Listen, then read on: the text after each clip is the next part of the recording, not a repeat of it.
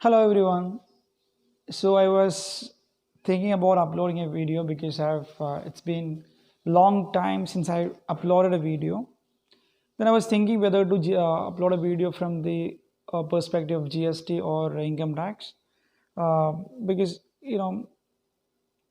since I was busy with some other things. Anyway, now today I came up with a video which will explain you whether GST paid in one state, for example Tamil Nadu, can you take that GST as ITC in another state, for example Kerala? Okay, that is the whole concept of things which I am going to discuss today. Anyway, we'll start our discussion. So here you can see nothing which I've given you here. You might be thinking why this concept is relevant. Is this the concept which we have that much importance in practical perspective, and also in academic perspective? The thing is very important. Okay, that's why I've written over here these many sections. You can see CGST. These many sections we'll be covering with respect to these things, and we will be covering a small thing about the GST Act also. So let me explain you the examples. Okay, if anybody not understood the concept, let me explain you this. For example, you are in Kerala and you have registered office in Kerala. You are GST registered. You are registered under GST in the state of Kerala. Now, for example, you are actually going to another state, for example Tamil Nadu, and you are availing some services, suppose relating to a mobile property in Tamil Nadu, and otherwise we can easily understand. For example, you are going to Tamil Nadu, you are in registered in Kerala, and you are availing some hotel services in Tamil Nadu. Okay, now the question arises, in Tamil Nadu, for example, a hotel. Okay, Tamil Nadu hotel. You are actually staying there and had some food, etc., and you paid a GST. Okay, which type of GST would be coming in this situation? You are in Kerala. We all studied that for determining whether a transaction is interstate or intrastate, the location of the recipient absolutely irrelevant. Okay, so here we have to consider two things, that is place of supply and the location of the supplier. Okay, location supply, we know that it is Tamil Nadu because the hotel is situated in Tamil Nadu. Place of supply, we have discussed something called section 12 subsection 3. Okay, that is all the services relating to immobile property. The place of supply will be that immobile property. So this is actually staying, accommodation, and also if you read section 12 subsection 4, that is relating to restaurant services. In all the situations, the place of supply will be Tamil Nadu. So the thing is that since both the supplier and recipient, so both the supplier and place of supply located in Tamil Nadu, the transaction is intrastate transaction. So CGST and SGST would be applicable, right? So the CGST, it's fine, but SGST means it is the Tamil Nadu SGST will be paid in this transaction. So the question arises, can you take this Tamil Nadu SGST as a ITC in the Kerala? Because you are registered in Kerala and you have to discharge the tax liability in Kerala. That is the whole concept of things. Whole concept of thing we have to discuss in throughout this video. Now you might be already studied that something called section 17 subsection 5, that blocking the ITC on these food items, accommodation, etc. So there is no concept of availing the ITC in this situation. So I'll tell you a practical scenario where you will have to avail the ITC, but then you might have paid that in another state. Okay, I'll tell you an example. You have studied section 10 of the IGST Act. Okay, section 10 of the IGST Act. What was the section 10 of the IGST Act? I written over there, section 10 of the IGST Act, which is relating to place of supply of goods. So for example, you are registered in Kerala and you are again going to Tamil Nadu, and this time you are going not to avail any hotel services, but you are purchasing some goods. Okay, you are a manufacturer or whatever it is, and you have to purchase some materials in Tamil Nadu, for example, from Tamil Nadu. And you, all of you might be knowing something called ex-factory purchase. What do you mean by ex-factory purchase? Ex-factory purchase means all the settlement will be done in the factory itself. Okay, simply means the supplier will not be taking care of the movement of goods. Okay, that supplier will not be taking care of the transportation of goods. The sale will be completed. Sale will be completed in the premise of the supplier itself. Okay, that the problem in this situation is that you might have studied in session 10 that in case of supply where the movement involves the place of supply will be the moment, the place where the moment terminates for the delivery to the recipient. So in case of extractive purchases, the moment terminates for the delivery to the recipient or for the supplier is terminates in the Tamil Nadu itself. That means the premise of the supplier itself. So by reading that section 10, the place of supply in this extractory purchase will be Tamil Nadu, right? Tamil Nadu. So the question, the location of the supplier also in Tamil Nadu. So you will have to pay again CGST and SGST, okay? And this SGST is Tamil Nadu SGST, right? So being a Tamil Nadu SGST you pay to the supplier, can you take this SGST as the IT is in Kerala? So because you are registered in Kerala, okay? This is the exact issue we are discussing throughout this video. So let's analyze all these things, okay? I think all of you might have understood the situation we are going to discuss, okay?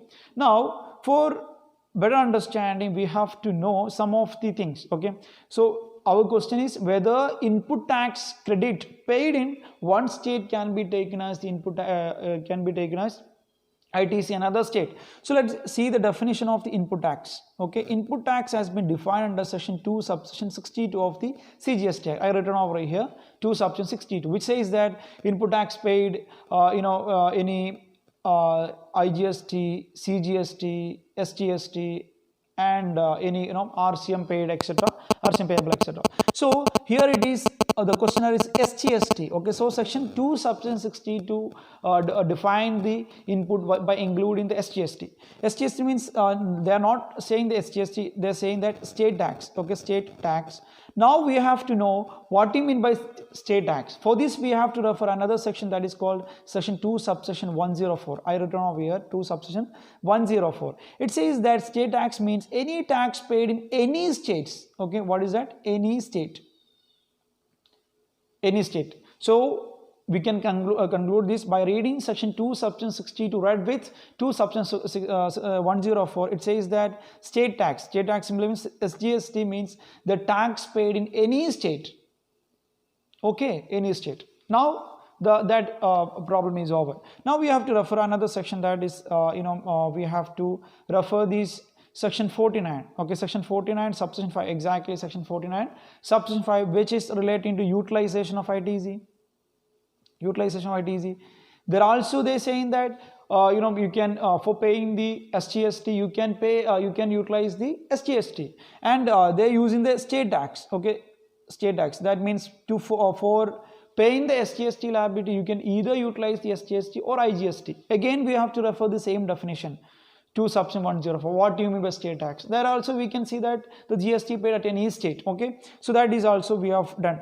Section 49. 41 is actually it's not correctly effective currently. The thing is that the matching system or matching concept is suspended for little time. So anyway, the 41 also says that the SGST paid or CGST paid or IGST paid will be credited to electronic credit ledger. Okay, credit ledger. There also they are using the word state tax, central tax, etc. For the definition we have to again refer to subsection 104. That also that defines any states. Okay, that is tax paid at any state. So by reading the and one more thing is that section 16. Okay, this is one I want to section 16 subsection 2, which says that the condition for claiming the ITC, and it also says that for claiming the ITC the inter alia the condition include the tax to be paid, but there does not mention to which government it must be paid, to which state it must be paid. Okay,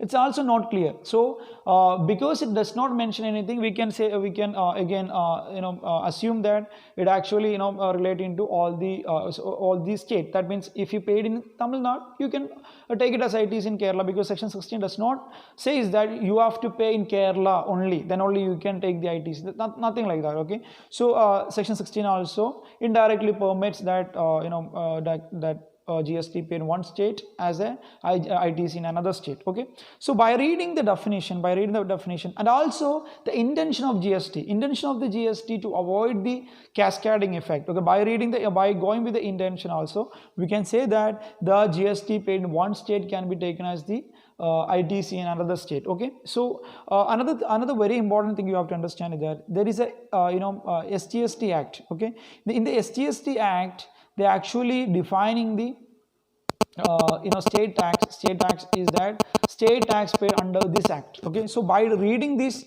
SGST act definition, we can understand that state tax means the tax paid in one state only, but we don't have to get in that definition because we are availing the ITC under section 16 right with section 7 etc. So we don't have to refer that SGST act for the meanwhile. Okay, so by reading this all this concept, by reading section 2 section 62 right with 104 and section 49 section 41 section 16, all these sections, by reading the word of the act, we can understand that GST paid in one state can be taken as the ITC in another state. Okay, this is the intention of the GST also. But then the problem is that we all be knowing that the GST is a state specific. Okay, we cannot have a centralized registration under GST, right? We cannot have a centralized registration. It is a state specific. So the question arises, there will be so many problems if we take in that situation. So there is a CBIC clarification. Okay, CBIC FAQ. If you want to refer that practically, you can refer this FAQ. They made on 26/6/2017. If you read FAQ serial number 40 and 41, and also they released FAQ relating to this. This is actually relating to 49 subsection 5. Okay, and there are also FAQ 27/7/2017. And entry number or serial number 50. Okay, through these FAQs, what the department is clarified that the SGST paid in one state, for example Tamil Nadu, cannot be taken as the ITC in another state. Okay, it is in another state. But still, there is another thing that CGST, okay, relating to CGST, they have nothing mentioned in that FAQ. So what we can, preferably what we can do is that CGST can be what we say, we can take as ITC. Okay, but then this also we can take into court. Okay, because by reading the act, it is actually permitting us to take the ITC, so we can take into court. But for easy, if you don't want any litigation in your practical life, what you can do is that you can simply avoid or you can simply ignore that SGST.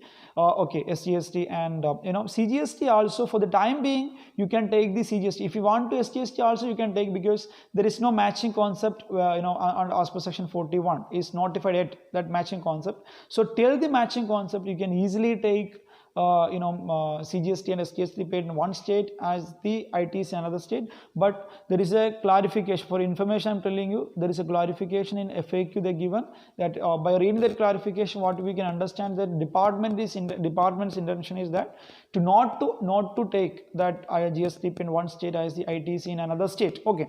Now the question is that how can you take, for example, if you have so many transactions happening and you don't want to open a branch there, what you can do is that practically this is the solution you can go for.